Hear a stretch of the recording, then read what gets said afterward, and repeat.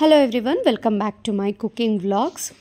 ಮಂಗಳವಾರ ಸಂಜೆ ಊಟಕ್ಕೆ ಇಲ್ಲಿ ರೆಡಿ ಮಾಡ್ತಾ ಇದ್ದೀನಿ. ಹಿಂದಿನ ದಿನ ಮಾಡಿದಂಥ ಸಾಂಬಾರೇನೇ ಇತ್ತು. ಸೊ ಅದೇ ಸಾಂಬಾರು ಜೊತೆಗೆ ಸ್ವಲ್ಪ ಪಲ್ಯ ಏನಾದರೂ ಇದ್ದರೆ ಚೆನ್ನಾಗಿರುತ್ತೆ ಅಂತ ಅಂದ್ಬಿಟ್ಟು ಇಲ್ಲಿ ನಾನು ಗೋರಿಕಾಯಿ ಒಂದು 1/4 kg ಆಗುವಷ್ಟು ಸಣ್ಣ ಸಣ್ಣದಾಗಿ ಕಟ್ ಮಾಡಿ ಇಟ್ಕೊಂಡಿದ್ದೀನಿ. ಹಾಗೆ ಪಲ್ಯ ಮಾಡೋದಕ್ಕೆ ಇಲ್ಲಿ ಒಂದು 1/4 ಕಪ್ ಆಗುವಷ್ಟು ತೊಗರಿಬೇಳೆ, 1/4 ಕಪ್ ಆಗುವಷ್ಟು ಕಡಲೆಬೇಳೆ ಎರಡನ್ನೂ ನೆನೆ ಹಾಕಿಟ್ಟಿದ್ದೀನಿ. ಒಂದು ಅರ್ಧ ಗಂಟೆ ನೆನೆ ಹಾಕಿರೋದನ್ನು ಸ್ವಲ್ಪ ನೀರನ್ನೆಲ್ಲ ಬಸಿದು ಡ್ರೈ ಮಾಡ್ಕೊತಾ ಇದ್ದೀನಿ. ಹಾಗೆಯೇ ಅದನ್ನು ನೀರಿನ ಸಮೇತ ಮಿಕ್ಸರ್ ಜಾರಿಗೆ ಹಾಕಬಾರ್ದು. ಸ್ವಲ್ಪ ಡ್ರೈ ಆದ ನಂತರ ಇದನ್ನು ಬೇಳೆಗಳನ್ನ ಮಿಕ್ಸಿ ಜಾರಿಗೆ ಹಾಕಿ ಇದಕ್ಕೆ ಒಂದು 4ರಿಂದ 5 ಇಲ್ಲಿ ಮೆಣಸಿನ್ಕಾಯಿನೂ ಸಹ ಸೇರಿಸ್ಕೊತಾ ಇದ್ದೀನಿ. ಮಧ್ಯಾಹ್ನದ ಊಟಕ್ಕೇ ನಾನು ಪಲ್ಯ ಮಾಡೋಣ ಅಂತ ಇದ್ದೆ, ಆದರೆ ಅವರು ಪ್ರದೀಪ ಅಷ್ಟರಲ್ಲಿ ನನಗೆ ಲೇಟ್ ಆಗುತ್ತೆ, ನೀನು ಮಾಡೋ ರಾತ್ರಿಗೆ ಆಗುತ್ತೆ ಪಲ್ಯ ಅಂತ ಅಂದರು. ಸೊ ಹಾಗಾಗಿ ನಾನು ಏನು ಮಧ್ಯಾಹ್ನ ಊಟಕ್ಕೆ ಪಲ್ಯ ರುಚಿ ನೋಡಲಿಲ್ಲ, ಮಾಡಿ ಇಡ್ತಾ ಇದ್ದೀನಿ ಅಷ್ಟೇ. ಮೆಣಸಿನ್ಕಾಯಿ ಜೊತೆಗೆ ಸ್ವಲ್ಪ ಜೀರಿಗೆ ಹಾಗೆಯೇ ಇಂಗನ್ನು ಸೇರಿಸ್ಬಿಟ್ಟು ನೀರೇನು ಹಾಕ್ತೇನೆ ಇದನ್ನು ಪೌಡರ್ ರೀತಿಯಲ್ಲಿ ಸ್ವಲ್ಪ ಉಂಡೆ ಕಟ್ಟೋ ಹದದಲ್ಲಿ ತರಿಯಾಗಿ ರುಬ್ಬಿ ಇಟ್ಕೋಬೇಕು. ನಾವು ಮಸಾಲೆ ವಡೆಗೆಲ್ಲ ಯಾವ ರೀತಿ ರುಬ್ತೀವಿ ನೋಡಿ, ಸೇಮ್ ಅದೇ ರೀತಿ. ಇವಾಗ ಈ ಮಿಶ್ರಣನ ಒಂದು ಪಾತ್ರೆ ಅಥವಾ ಒಂದು ಬೌಲಿಗೆ ಟ್ರಾನ್ಸ್ಫರ್ ಮಾಡ್ಕೋತಾ ಇದ್ದೀನಿ. ಇದಕ್ಕೆ ಬೇಕಿದ್ರೆ ಸ್ವಲ್ಪ ಅರಿಶಿನ ಪುಡಿ ಸೇರಿಸ್ಬೋದು. ನಾನಿಲ್ಲಿ ಅರಿಶಿನ ಹಾಕೋದು ಮರ್ತಿದ್ದೀನಿ. ಇದಕ್ಕೆ ಈ ಬೇಳೆ ಹದಕ್ಕೆ ಎಷ್ಟು ಬೇಕೋ ಅಷ್ಟು ಮಾತ್ರ ನೋಡಿಕೊಂಡು ರುಚಿಗೆ ಉಪ್ಪನ್ನು ಹಾಕಿ ನೀಟಾಗಿ ಕಲಸಿಟ್ಕೊಳ್ಳಿ. ಈ ರೀತಿ ಪಲ್ಯ ಮಾಡಿದ್ರೆ ತುಂಬಾ ಚೆನ್ನಾಗಿರುತ್ತೆ. ಈವನ್ ಮಕ್ಳುಗಳಿಗೂ ಅಷ್ಟೇ ತುಂಬ ಇಷ್ಟ ಆಗುತ್ತೆ. ಬರೀ ತರಕಾರಿ ಜೊತೆ ಅಷ್ಟೇ ಅಲ್ಲ, ಅದರೊಟ್ಟಿಗೆ ಈ ರೀತಿ ಬೇಳೆ ಮಿಶ್ರಣ ಹಾಕಿದ್ರೆ ಸೂಪರಾಗಿರುತ್ತೆ ಟೇಸ್ಟು. ಇವಾಗ ಇವೆರಡನ್ನೂ ಸ್ಟೀಮ್ ಕುಕ್ ಮಾಡಿ ಬೇಯಿಸ್ಕೋಬೇಕು. ಸೊ ಇಲ್ಲಿ ಸ್ಟೀಮರ್ಗೆ ನಾನು ಕೆಳಗಡೆ ನೀರನ್ನು ಹಾಕಿ ಒಂದು ಲೇಯರಲ್ಲಿ ಕಟ್ ಮಾಡಿ ಇಟ್ಕೊಂಡಿದ್ದಂಥ ಗೋರಿಕಾಯಿ ಹಾಕಿದ್ದೀನಿ. ಇನ್ನೊಂದು ಲೇಯರ್ನಲ್ಲಿ ಈ ಬೇಳೆಗಳು ಏನು ನಾನು ರೆಡಿ ಮಾಡಿ ಇಟ್ಕೊಂಡಿದ್ನಲ್ಲ ಅದನ್ನು ನಾವು ಹಬೆಗಡುಬು ಯಾವ ರೀತಿ ಉಂಡೆ ಕಟ್ಟಿ ಬೇಯಿಸ್ತೀವಿ ನೋಡಿ, ಅದೇ ರೀತಿ ಸಣ್ಣ ಸಣ್ಣದಾಗಿ ಉಂಡೆ ಕಟ್ಟಿ ಪ್ಯಾನ್ನಲ್ಲಿ ನಾನಿಲ್ಲಿ ಇಟ್ಕೋತಾ ಇದ್ದೀನಿ. ಈ ರೀತಿ ಸ್ಟೀಮರ್ ಇಲ್ಲ ಅಂದರೆ ನೀವು ಇಡ್ಲಿ ಕುಕ್ಕರ್ನಲ್ಲೂ ಸಹ ಸ್ಟೀಮ್ ಕುಕ್ ಮಾಡಿ ಬೇಯಿಸ್ಕೋಬೋದು. ತುಂಬ ಬೇಗ ಆಗುತ್ತೆ. ಇದು ಎರಡೂ ಒಟ್ಟಿಗೆ ಬೆಂದೋಗ್ಬಿಡುತ್ತೆ, ತರಕಾರಿ ಹಾಗೆ ಬೇಳೆಗಳು ಎಲ್ಲ. ಹಾಗಾಗಿ ನಾನು ಇದನ್ನು ತೆಗೆದಿಟ್ಕೊಂಡಿದ್ದೀನಿ. ತೊಂಡೆಕಾಯಿ ಪಲ್ಯ ಮಾಡ್ಬೋದು, ಎಲ್ಲ ತರಕಾರಿಗಳನ್ನೂ ಸ್ಟೀಮ್ ಕುಕ್ ಮಾಡಿಬಿಡ್ಬೋದು. ಹಾಗೆಯೇ ನನಗೆ ಏನಕ್ಕೆ ಇದು ಯೂಸ್ ಆಗುತ್ತೆ ಜಾಸ್ತಿ ಅಂದರೆ ಕಾಲಿಫ್ಲವರ್ ಪಲ್ಯ ಮಾಡೋದಕ್ಕೆ. ಕಾಲಿಫ್ಲವರ್ ಯೂಶ್ವಲಿ ಸ್ವಲ್ಪ ಜಾಸ್ತಿ ಟೈಮ್ ತೊಗೊಳುತ್ತೆ ಎಣ್ಣೆಯಲ್ಲಿ ಫ್ರೈ ಮಾಡಬೇಕಾದ್ರೆ. ಸೊ ಈ ರೀತಿ ಸ್ಟೀಮ್ ಕುಕ್ ಮಾಡಿದಾಗ ನಮಗೆ ಎಣ್ಣೆನೂ ಜಾಸ್ತಿ ಹಿಡಿಸೋದಿಲ್ಲ. ಸೊ ಹಾಗಾಗಿ ಈ ಸ್ಟೀಮರು ನಂಗೆ ತುಂಬ ಹೆಲ್ಪ್ ಆಗಿದೆ. ಇವಾಗ ನಾನೊಂದು 10 ಮಿನಿಟ್ಸ್ ಎರಡನ್ನೂ ಸ್ಟೀಮ್ ಮಾಡಿ ಬೇಯಿಸಿಟ್ಕೊಂಡಿದ್ದೀನಿ. ತರಕಾರಿನೂ ಸಹ ಚೆನ್ನಾಗಿ ಬೆಂದಿದೆ. ಈ ಬೆಂದಿರೋವಂಥ ಬೇಳೆಗಳನ್ನ ನಾನು ಈ ರೀತಿ ಪೌಡರ್ ಮಾಡಿ ಇಟ್ಕೋತಾ ಇದ್ದೀನಿ. ಇವಾಗ ಇಲ್ಲಿ ಪಲ್ಯ ಮಾಡೋದಕ್ಕೆ ಒಂದು ಪ್ಯಾನ್ಗೆ ಸ್ವಲ್ಪ ಎಣ್ಣೆ ಹಾಕಿ ಇದಕ್ಕೆ ಇಂಗು, ಸಾಸಿವೆ, ಜೀರಿಗೆ ಹಾಗೆಯೇ ಕಡಲೆಬೇಳೆ, ಒಣಮೆಣಸಿನ್ಕಾಯಿ, ಕರಿಬೇವನ್ನ ಒಗ್ಗರಣೆಗೆ ಹಾಕೋತಾ ಇದ್ದೀನಿ. ಇದಕ್ಕೆ ಖಾರ ನಾವು ಬೇಳೆ ಜೊತೆಗೆ ಮೆಣಸಿನ್ಕಾಯಿ ಹಾಕಿರ್ತೀವಲ್ವ ಅದರಲ್ಲೂ ಖಾರ ಬರುತ್ತೆ. ಹಾಗೆ ಈ ಒಣಮೆಣಸಿನ್ಕಾಯಲ್ಲೂ ಸ್ವಲ್ಪ ಖಾರ ಬಿಟ್ಕೊಳ್ಳುತ್ತೆ. ತುಂಬ ಖಾರ ಬೇಕು ಅಂತ ಅಂದರೆ ನೀವು ಸ್ವಲ್ಪ ಹಸಿರು ಮೆಣಸಿನ್ಕಾಯಿನ ಸೀಳಿ ಹಾಕೋಬೋದು. ಆದರೆ ಈ ಗೋರಿಕಾಯಿ ಜೊತೆ ಹಸಿರು ಮೆಣಸಿನ್ಕಾಯಿ ಹಸಿರು ಕಲರೇ ಇರುತ್ತಲ್ವ, ಮಕ್ಕಳೆಲ್ಲ ತಿನ್ಬೇಕಾದ್ರೆ ಕನ್ಫ್ಯೂಷನ್ ಆಗಿ ಮೆಣಸಿನ್ಕಾಯಿ ಒಂದ್ಸಲ ತಿನ್ಬಿಟ್ರೆ ಅವ್ರೇನು ಪಲ್ಯನೇ ಮುಟ್ಟೋದಕ್ಕೆ ಹೋಗೋದಿಲ್ಲ. ಹಾಗಾಗಿ ನಾನು ಇಂಥ ಪಲ್ಯಗಳಿಗೆ ಆದಷ್ಟು ಮೆಣಸಿನ್ಕಾಯಿನ ಸ್ಕಿಪ್ ಮಾಡ್ತೀನಿ. ಬೇಳೆ ಮಿಶ್ರಣಕ್ಕೆ ಉಪ್ಪನ್ನು ಹಾಕಿ ಬೇಯಿಸಿಟ್ಕೊಂಡಿದ್ವಿ ನಾವು.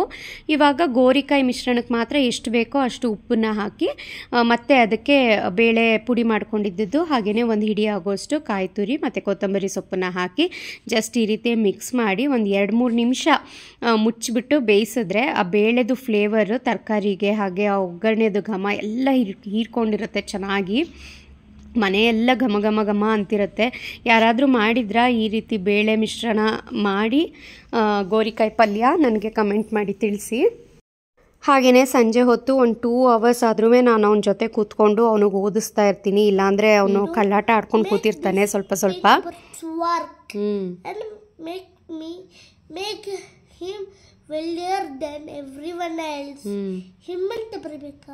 ಹಿಮ್ ಅಂತ ಬರಿಬೋದು. ಮಕ್ಕಳೇ ಹಾಗೆ ಅಲ್ವಾ, ನಾವು ಪಕ್ಕ ಕೂತಿದ್ರೆ ಅಷ್ಟೇ ಅವರು ಸ್ವಲ್ಪ ಗಮನ ಕೊಟ್ಟು ಓದ್ತಾರೆ. ಇಲ್ಲಾಂದರೆ ನಾವು ನೀನು ಓದು ಬಂದು ನಾನು ಕ್ವಶನ್ ಕೇಳ್ತೀನಿ ಅಂತ ಅಂದರೆ ಹೆಂಗೆಂಗೋ ಓದಿರ್ತಾರೆ. ಬಂದು ಕ್ವಶನ್ ಕೇಳಿದ್ರೆ ಏನೂ ಹೇಳೋದೇ ಇಲ್ಲ ಆನ್ಸರ್ಸು. ಅದೇ ನಾವು ಪಕ್ಕ ಕೂತು ಓದಿಸಿದಾಗ ಏನೇ ಕ್ವಶನ್ ಕೇಳಿದ್ರೂ ಆನ್ಸರ್ ಹೇಳ್ತಾರೆ. ಸೊ ಹಾಗೆಯೇ ನಾನು ಡೈಲಿ ಒಂದು 2 ಅವರ್ಸ್ ಆದ್ರೂ ಅವ್ನಿಗೆ ಓದಿಸ್ತೀನಿ. ನಾನು 6:30 to 9, ಮ್ಯಾಕ್ಸಿಮಮ್ 9:30 ಅಷ್ಟೇ. ಅದಕ್ಕಿಂತ ಮೇಲ್ಗಡೆ ಓದ್ಸೋಕ್ಕೆ ಹೋದರೆ ಮಕ್ಕಳಿಗೆ ಆಮೇಲೆ ಏನು ಓದಿಸಿದ್ರೂ ತಲೆಗೆ ಹೋಗೋದೇ ಎಲ್ಲ ಹಾಕ್ಳಿಸ್ತಾ ಇರ್ತಾರೆ. ಹಾಗಾಗಿ ನಾನು ಜಾಸ್ತಿ ಏನು ಅಷ್ಟಾಗಿ ಇದು ಮಾಡೋಕ್ಕೆ ಹೋಗಲ್ಲ. ಆಮೇಲೆ 9 ಗಂಟೆ ಆದಮೇಲೆ ನಾನು ಸ್ವಲ್ಪ ಅಡುಗೆ ಕೆಲಸ ಅದು ಇದು ಅಂತ ಹೋಗ್ತೀನಿ. ಅವನಿಗೆ ಸ್ವಲ್ಪ ಅವನಿಗೆ ಪರಿಚಯ ಯಾವುದಿರುತ್ತೆ ಅದನ್ನು ನೀನೇ ಓದ್ಕೋ, ನಾನು ನಾಳೆ ಓದಿಸ್ತೀನಿ ಇದನ್ನು ಅಂತ ಅಂದ್ಬಿಟ್ಟು. ಆದರೆ ಟಿ ವಿ ನೋಡೋದಕ್ಕೆ ಮಾತ್ರ ಬಿಡೋದಿಲ್ಲ, ಟೈಮ್ ಆಗಿದೆ ಅಂತ. ಊಟ ಮಾಡ್ಬೇಕಾದ್ರೆ ಮಾತ್ರ ಅವನು ಟಿ ವಿ ಆನ್ ಮಾಡಬೇಕು ಅಷ್ಟೇ. ಸೊ ನೋಡಿ, ಟೈಮ್ 9 ಗಂಟೆ ಆಯಿತು. ನಾನಿಲ್ಲಿ ರೈಸ್ಗೆ ಇಟ್ಟಿದ್ದೆ, ಆಗಿತ್ತು ಕೂಡ. ಅನ್ನನ ಬಸಿಯೋಣ ಅಂತ ಅಂದ್ಬಿಟ್ಟು ನಾನಿಲ್ಲಿ ಅಡುಗೆ ಮನೆಗೆ ಬಂದಿದ್ದೀನಿ. ಈ ರೀತಿ ಬಸಿಯೋ ಅನ್ನ ತುಂಬಾ ಚೆನ್ನಾಗಿರುತ್ತೆ ಟೇಸ್ಟು, ಕುಕ್ಕರಲ್ಲಿ ಮಾಡೋದಕ್ಕಿಂತನೂ. ಕುಕ್ಕರಲ್ಲಿ ಏನಕ್ಕೆ ಮಾಡ್ತಾಯಿಲ್ಲ ಅಂದರೆ, ಒಂದು 2-3 ಕುಕ್ಕರ್ದು ಗ್ಯಾಸ್ಕೆಟ್ ಹೊರಟೋಗಿದೆ. ನನಗೆ ಹೊರಗಡೆ ಹೋಗಿ ಅದರದ್ದು ಗ್ಯಾಸ್ಕೆಟ್ ಚೇಂಜ್ ಮಾಡಿಸ್ಕೊಂಡು ಬರೋ ಅಷ್ಟು ಟೈಮ್ ಸಿಗ್ತಾಯಿಲ್ಲ. ಹಾಗಾಗಿ ಅಂದರೆ 3 ಲೀಟ್ರ್ ಕುಕ್ಕರ್ದು ಅನ್ನ ಮಾಡ್ತೀವಲ್ಲ, ಆ ಕುಕ್ಕರ್ದಷ್ಟೇ. ದೊಡ್ಡ ಕುಕ್ಕರ್ದೆಲ್ಲ ಹಾಗೇನು ಚೆನ್ನಾಗಿದೆ. ಹಾಗಾಗಿ ನಾನು ಅನ್ನ ಬಸ್ತೇನೆ ಇಡ್ತಾಯಿದ್ದೀನಿ. ಇಲ್ಲಿ ಮೊಸರಿಗೂ ಸಹ ಹೆಪ್ಪು ರೆಡಿ ಮಾಡ್ಕೋತಾ ಇದ್ದೀನಿ. ನಾನು ಯೂಶ್ವಲಿ ಮನೆಯಲ್ಲೇ ಹೆಪ್ಪು ಹಾಕ್ಕೊಳ್ಳೋದು ಮೊಸರು ಹಾಲಿಗೆ. ಹಾಗಾಗಿ ಇಲ್ಲಿ ಒಂದು ಸಲ ಒಂದು ಅರ್ಧ ಲೀಟರ್ ಆಗುವಷ್ಟು ಹಾಲನ್ನು ಕಾಯಿಸಿ ಹೆಪ್ಪಾಕ್ಬಿಟ್ರೆ ಅದು ನಮಗೊಂದು 3 ದಿನಗಳ ಕಾಲ ಮಜ್ಜಿಗೆಗಾಗುತ್ತೆ. ಇಲ್ಲಿ ನಾನು ಮೊಸರು ಹೆಪ್ಪು ಹಾಕೋದಕ್ಕೆ ಯಾವ ಪಾತ್ರೆಗೆ ಹೆಪ್ಪು ಹಾಕ್ತೀನಿ ಆ ಪಾತ್ರೆಗೆ 1 ಸ್ಪೂನ್ ಆಗೋಷ್ಟು ಗಟ್ಟಿ ಮೊಸರನ್ನ ಹಾಕಿ ನೀಟಾಗಿ ಸ್ಪ್ರೆಡ್ ಮಾಡಿಟ್ಕೊಂಡಿದ್ದೀನಿ. ಮಿಕ್ಕಿರೋ ಅಂಥ ಮೊಸರನ್ನು ಸ್ವಲ್ಪ ಮಜ್ಜಿಗೆ ಮಾಡಿಟ್ಕೊಂಡಿದ್ದೀನಿ. ಇಲ್ಲಿ ನಮಗೆ ಊಟದ ಜೊತೆ ಮಜ್ಜಿಗೆ ಇಲ್ಲ ಅಂದರೆ ಊಟ ಕಂಪ್ಲೀಟ್ ಅಂತಲೇ ಅನಿಸೋದಿಲ್ಲ. ಎಷ್ಟೇ ಚಳಿ ಇರಲಿ, ಎಷ್ಟೇ ಮಳೆ ಇರಲಿ, ಮಜ್ಜಿಗೆ ಅಂತೂ ಬೇಕೇ ಬೇಕು. ಅಂದರೆ ತೆಳುವಾಗಿ ಮಾಡ್ತೀನಿ ನಾನು, ತುಂಬ ಹೆಚ್ಚಿಗೆ ಗಟ್ಟಿ ಮೊಸರು ಥರ ಮಾಡಲ್ಲ. ಗಟ್ಟಿ ಮೊಸರಿಗೆ ಸ್ವಲ್ಪ ಚೆನ್ನಾಗಿ ನೀರನ್ನು ಹಾಕಿ ಕಡ್ದಿಟ್ಕೋತೀನಿ ಅಷ್ಟೇ. ಅದಕ್ಕೆ ಎಕ್ಸ್ಟ್ರಾ ಏನೂ ಮಸಾಲೆ ಹಾಕೋದಿಲ್ಲ ನಾನು. ಶುಂಠಿ ಬೆಳ್ಳುಳ್ಳಿ ಪೇಸ್ಟ್ ಆಗಿರ್ಬೋದು ಅಥವಾ ಕೊತ್ತಂಬರಿ ಸೊಪ್ಪು, ಈರುಳ್ಳಿ ಅದೆಲ್ಲ ಏನೂ ಹಾಕಲ್ಲ. ಜಸ್ಟ್ ನೀರು, ಸ್ವಲ್ಪ ಉಪ್ಪನ್ನ ಹಾಕಿ ಕಡ್ದಿಟ್ಕೊಂಡ್ರೆ ತುಂಬಾ ಚೆನ್ನಾಗಿರುತ್ತೆ ಮಜ್ಜಿಗೆ. ಇಲ್ಲಿ ಹಿತೈಷ್ಗೆ ನಾನು ಫಸ್ಟ್ ಅನ್ನ ಮತ್ತು ಪಲ್ಯ ಎಲ್ಲ ಹಾಕಿ ಕೊಡ್ತಾಯಿದ್ದೀನಿ. ಅವನು ಬೇಗ ಊಟ ಮಾಡಿಕೊಂಡ್ರೆ ಬೇಗ ಮಲ್ಕೋಬೋದು ಅಂತ. ಪ್ರದೀಪ್ ಇನ್ನೂ ಆಫೀಸಿಂದ ಸ್ವಲ್ಪ ಲೇಟ್ ಆಗುತ್ತೆ ಇವತ್ತು ಬರೋದು ಅಂತ ಅಂದಿದ್ರು. ಸೊ ಹಾಗಾಗಿ ನಾನು ಹಾಗೆ ಹಿತೈಷ್ ಇಬ್ಬರೇ ಇವತ್ತು ಊಟಕ್ಕೆ. ನೋಡಿ, ಮಜ್ಜಿಗೆ ಈ ರೀತಿ ಪ್ಲೇನ್ ಮಜ್ಜಿಗೆ ತುಂಬಾ ಚೆನ್ನಾಗಿರುತ್ತೆ. ಒಂದು ಲೋಟ ಕುಡಿದ್ರೆ ಸಾಕು, ಎಷ್ಟು ಹೊಟ್ಟೆ ಎಲ್ಲ ತಂಪು ಅಂತ ಅನಿಸುತ್ತೆ ಗೊತ್ತಾ. ನಮಗಂತೂ ತುಂಬಾ ಇಷ್ಟ ಮಜ್ಜಿಗೆ. ಅವನಿಗೆ ಸ್ವಲ್ಪ ಚಿಕ್ಕ ಲೋಟದಲ್ಲಿ ಕೊಡ್ತೀನಿ ನಾನು. ಎಷ್ಟೇ ಚಳಿ ಇರಲಿ ಕೊಡ್ತೀನಿ. ಏನು ಶೀತ ಆಗೋದು ಆ ರೀತಿ ಎಲ್ಲ ಏನೂ ಆಗಲ್ಲ. ಯಾಕೆಂದರೆ ಚಿಕ್ಕ ವಯಸ್ಸಿಂದನೂ ರೂಢಿ ಮಾಡಿರೋದ್ರಿಂದ ಅವನು ಅಭ್ಯಾಸ ಆಗಿದೆ. ರೂಢಿ ಮಾಡಿಲ್ಲದೆ ಇರೋ ಮಕ್ಕಳಿಗೆ ಸ್ವಲ್ಪ ಮಜ್ಜಿಗೆ ಜಾಸ್ತಿ ಕುಡಿದ್ರೆ ಶೀತ ಆಗುತ್ತೆ ಇಂಥ ಟೈಮ್ನಲ್ಲಿ ಅಂತ ಹೇಳ್ತಾರೆ. ಅವರು ಸ್ವಲ್ಪ ಕಡಿಮೆ ಮಾಡಿಕೊಂಡ್ರೆ ಸರಿ. ನನಗೆ ಈ ರೀತಿ ಪಲ್ಯಗಳೆಲ್ಲ ಮಾಡಿದಾಗ ಮಜ್ಜಿಗೆ ಅನ್ನೋದ ಜೊತೆ ಪಲ್ಯ ನೆಂಚ್ಕೊಂಡು ತಿನ್ನೋದಕ್ಕೆ ತುಂಬ ಇಷ್ಟ. ನೀವು ಹಾಗೇನ ಕಮೆಂಟ್ ಮಾಡಿ ತಿಳಿಸಿ. ಊಟ ಎಲ್ಲ ಮಾಡಿ ಬರೋ ಅಷ್ಟರಲ್ಲಿ ಈ ಕಡೆ ಮೊಸರಿಗೆ ಹಾಲು ಕಾಯಿಸಿಟ್ಟಿದ್ನಲ್ಲ, ಅದು ಸ್ವಲ್ಪ ಬೆಚ್ಚಗಾಗಿತ್ತು. ನೋಡ್ತಾ ಇದ್ದೀನಿ, ನನಗೆ ಚಳಿ ಜಾಸ್ತಿ ಆಗಿರೋದಕ್ಕೆ ಆ ಹಾಲು ಬೆಚ್ಚಗಿದೆಯೋ ಇಲ್ವೋ ಅನ್ನೋದೇ ಗೊತ್ತಾಗ್ತಾ ಇಲ್ಲ. ಹಾಲು ಮುಟ್ಟಿ ನೋಡ್ತಾ ಇದ್ದರೆ ಒಳ್ಳೆ ಆನಂದ ಆಗ್ತಾಯಿತ್ತು. ಆ ಚಳಿಗೆ ಕೈಯೆಲ್ಲ ಬಿಸಿ ಬಿಸಿಯಾಗಿ ಸ್ವಲ್ಪ ಬೆಚ್ಚಗಿರೋ ಅಂಥ ಹಾಲನ್ನು ಇಲ್ಲಿ ಮೊಸರು ಪಾತ್ರೆಗೆ ಹಾಕಿದ್ನಲ್ಲ, ಅದನ್ನು ಈ ರೀತಿ ಒಂದು 2-3 ಸಲನಾದರೂ ನೀಟಾಗಿ ಮಿಕ್ಸ್ ಮಾಡಬೇಕು. ನೊರೆ ಬರೋವರೆಗೂ ಮಿಕ್ಸ್ ಮಾಡಬೇಕು. ಆವಾಗಷ್ಟೇ ನಮಗೆ ಗಟ್ಟಿ ಮೊಸರು. ಹೀಗೆ ಪಾತ್ರೆನ ಉಲ್ಟಾ ಮಾಡಿದ್ರೂ ಅದು ಚೆಲ್ಲೋದೇ ಇಲ್ಲ, ಆ ರೀತಿ ಮೊಸರಾಗುತ್ತೆ. ಇದನ್ನು ಸ್ಟವ್ ಮೇಲೆ ಅಥವಾ ಎಲ್ಲಾದರೂ ಒಂದು ಬೆಚ್ಚಗಿರೋವಂಥ ಜಾಗದಲ್ಲಿ ಇಟ್ಬಿಟ್ರೆ ಇಡೀ ರಾತ್ರಿ ಬೆಳಗ್ಗೆ ಅಷ್ಟರಲ್ಲಿ ಗಟ್ಟಿ ಮೊಸರು ರೆಡಿ ಆಗಿಬಿಟ್ಟಿರುತ್ತೆ. ಬೆಳಗ್ಗೆ ನಾನು ತೊಳೆದಿಟ್ಟಿದ್ದಂಥ ಅಕ್ಕಿ ನನಗೆ ಮರ್ತೇ ಹೋಗಿತ್ತು ಹೊರಗಡೆ ಆರಾಕಿರೋದು. ಮೇಲ್ಗಡೆ ಬರ್ತಿದ್ದ ಹಾಗೆ ನೆನಪಾಗಿ ಇಲ್ಲಿ ರಾತ್ರಿ ಒಂದು 10 ಗಂಟೆ 9:45 10 ಗಂಟೆ ಹಾಗೆ ಅದನ್ನು ಒಳಗಡೆ ತಂದು ಒಣಗಾಕ್ತಾ ಇದ್ದೀನಿ. ಸ್ವಲ್ಪ ನೀರೆಲ್ಲ ಆರಿದೆ, ಚೆನ್ನಾಗಿ ಡ್ರೈ ಆಗಿದೆ. ಆದರೆ ಇನ್ನೂ ಒಂದು 3-4 ಡೇಸ್ ಇದು ಮನೆ ಒಳಗಡೆ ಸ್ವಲ್ಪ ಆರಬೇಕು ಇದು ಚೆನ್ನಾಗಿ. ಆವಾಗಷ್ಟೇ ನಾವು ಅಕ್ಕಿ ಹಿಟ್ಟು ಮಾಡಿಸಿದಾಗ ಚೆನ್ನಾಗಿ ಅಕ್ಕಿ ಹಿಟ್ಟಾಗೋದು.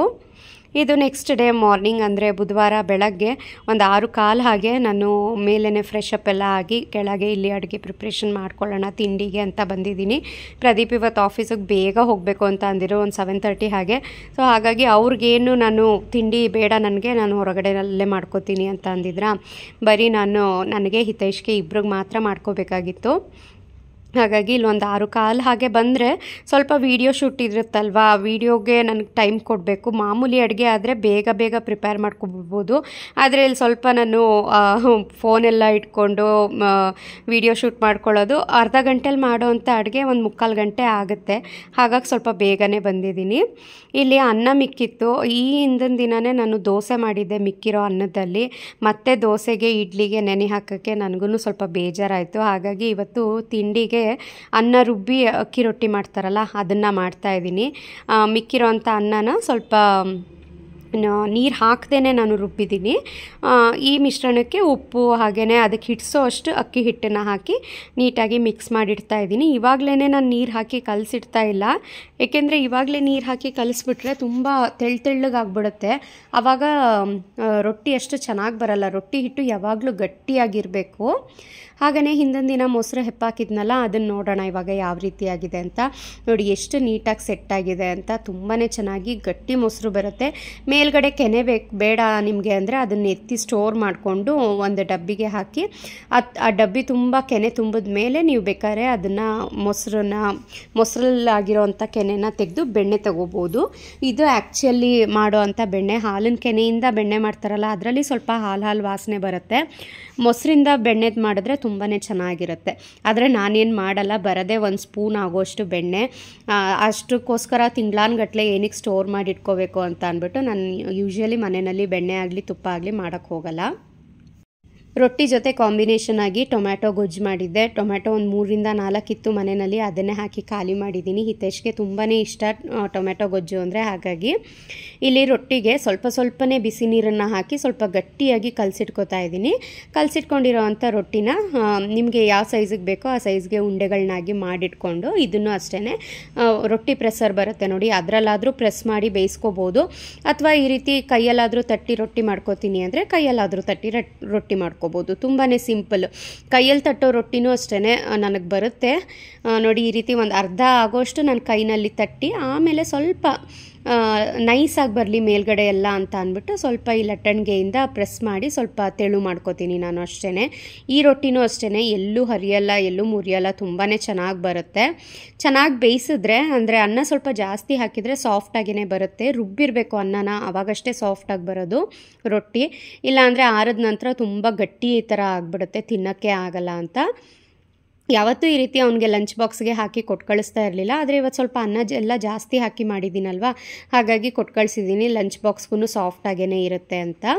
ರೊಟ್ಟಿ ಎಲ್ಲ ತಟ್ಟಿಟ್ಕೊಂಡು ಮೊದಲಿಗೆ ನಾನು ಒಂದು 3 ರೊಟ್ಟಿ ಅಷ್ಟೇ ಹಿತೈಷಿಗೆ ಆಗೋಷ್ಟು ಮನೆಗೆ ತಿಂಡಿಗೆ ಹಾಗೆ ಲಂಚ್ ಬಾಕ್ಸ್ಗೆ ಸೇರಿ ಎಷ್ಟು ಬೇಕೋ ಅಷ್ಟು ಮಾತ್ರ ಮಾಡ್ಕೋತೀನಿ. ಅವನನ್ನು ಸ್ಕೂಲಿಗೆ ಕಳಿಸಾದ್ಮೇಲೆ ನಾನು ತಿಂಡಿ ಮಾಡ್ಕೊಳ್ಬೇಕಾದ್ರೆ ಇನ್ನು ಮಿಕ್ಕಿದೆಲ್ಲ ಮಾಡ್ಕೊಳ್ಳೋಣ ಅಂಥೇಳಿ ಹಾಗೆಯೇ ಇಟ್ಟಿರ್ತೀನಿ. ಹಸಿಟ್ಟು ಹಾಕಿ ರೊಟ್ಟಿ ತಟ್ಟಿರ್ತೀವಲ್ವ, ಸ್ವಲ್ಪ ಮೇಲ್ಗಡೆ ನೀರನ್ನು ಸ್ಪ್ರೆಡ್ ಮಾಡಬೇಕು. ಇಲ್ಲಾಂದರೆ ತವ ಮೇಲೆ ಸ್ವಲ್ಪ ಕಪ್ಪಗಾಗ್ಬಿಡುತ್ತೆ ಆ ಹಿಟ್ಟೆಲ್ಲ ಸೇರಿ. ಡೈರೆಕ್ಟ್ ಫ್ಲೇಮ್ನಲ್ಲಿ ಒಂದು ಸ್ವಲ್ಪ ಹೊತ್ತು ಬೇಯಿಸಿಟ್ಕೊಂಡ್ರೆ ಗರ್ಗರಿ ಆಗಿರೋ ಅಂಥ ಅಕ್ಕಿ ರೊಟ್ಟಿ ರೆಡಿ. ಮೇಲ್ಗಡೆ ಸ್ವಲ್ಪ ತುಪ್ಪ ಸ್ಪ್ರೆಡ್ ಮಾಡಿ ಮಕ್ಕಳಿಗೆ ಕೊಡ್ತೀನಿ ನಾನು ಯಾವಾಗ್ಲೂ. ದೋಸೆಗಾಗಲಿ ರೊಟ್ಟಿ ಚಪಾತಿ ಯಾವುದಕ್ಕಾದರೂ ಮೇಲ್ಗಡೆ ತುಪ್ಪನೇ ಸ್ಪ್ರೆಡ್ ಮಾಡೋದು, ನಾನು ಎಣ್ಣೆ ಹಾಕ್ಲಿಕ್ಕೆ ಹೋಗಲ್ಲ. ಹಾಗೆಯೇ ಅವನಿಗೆ ತಿಂಡಿ ಕೊಟ್ಬಿಟ್ಟು ಇಲ್ಲಿ ನಾನು ಲಂಚ್ ಬಾಕ್ಸ್ಗೂ ಸಹ ಪ್ಯಾಕ್ ಮಾಡಿ ಇಡ್ತಾ ಇದ್ದೀನಿ. ಬೇಗ ರೆಡಿ ಆದಷ್ಟು ನಮಗೂ ಬೇಗ ಕೆಲಸ ಮುಗಿತಪ್ಪ, ಆರಾಮಾಗಿ ಸ್ಕೂಲಿಗೆ ಕಳಿಸ್ಬೋದು ಅನ್ನೋ ಟೆನ್ಷನ್ ಇರಲ್ಲ ಅಲ್ವಾ. ನೋಡಿ 8 ಗಂಟೆ ಅಷ್ಟರಲ್ಲೆಲ್ಲ ಅವನಿಗೂ ತಿಂಡಿ ಆಯಿತು. 8:15 ಅಷ್ಟರಲ್ಲಿ ಅವನೊಂದು ಸ್ಕೂಲಿಗೆ ಅಂದರೆ ರೋಡ್ ಹತ್ರ ಬಸ್ಸಿಗೆ ಬಿಟ್ಬಿಟ್ಟು ಬಂದೆ. ಇನ್ನು ನನ್ನದೇ ಕೆಲಸ ಇನ್ನು ಅಷ್ಟೇ. ಅಡುಗೆ ಮನೆ ಕ್ಲೀನ್ ಮಾಡು, ತಿಂಡಿ ತಿನ್ನು, ಮನೆ ಕ್ಲೀನ್ ಮಾಡು, ಅಷ್ಟೇ ಇನ್ನು ನನ್ನ ಕೆಲಸ. ಪಲ್ಯ ಹಾಗೆ ರೊಟ್ಟಿ ರೆಸಿಪಿ ಹೇಗೆ ಅನ್ನಿಸ್ತು ಅಂತ ಕಮೆಂಟ್ ಮಾಡಿ ತಿಳಿಸಿ. ಮತ್ತು ನಾನು ಸಿಗ್ತೀನಿ ಇನ್ನೊಂದು ಕುಕ್ಕಿಂಗ್ ವ್ಲಾಗ್ನಲ್ಲಿ. ಅಲ್ಲಿವರೆಗೆ ಟೇಕ್ ಕೇರ್.